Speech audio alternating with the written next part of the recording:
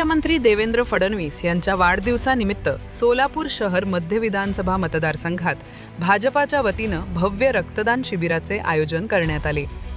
या उपक्रमात आमदार देवेंद्र कोठे यांनी पत्नी मोनिका कोठे यांच्यासह स्वतः रक्तदान करून मुख्यमंत्र्यांना अनोख्या पद्धतीनं वाढदिवसाच्या शुभेच्छा दिल्या।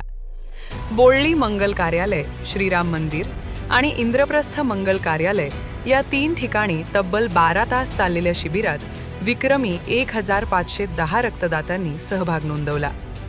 यामध्ये मध्यपूर्व मंडळातून 680, मध्य मंडळातून 364, मध्यचिम मंडळातून 208, नगरसेवक बिज्जू प्रधाने यांच्या शिबिरातून 156, तर नगरसेवक अजय पोन्नम यांच्या शिबिरातून 102 जणांनी रक्तदान केले।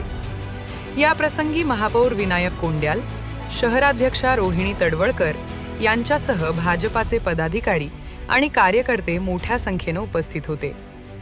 आमदार देवेंद्र कोठे यांनी सांगितले की मुख्यमंत्री देवेंद्र फडणवीस यांच्या सामाजिक उपक्रमांच्या आवाहनाला प्रतिसाद देत हा विक्रमी रक्तदान उपक्रम राबवण्यात आला असून समाजासाठी उपयोगी पडणारे असे उपक्रम भविष्यातही सुरू राहतील।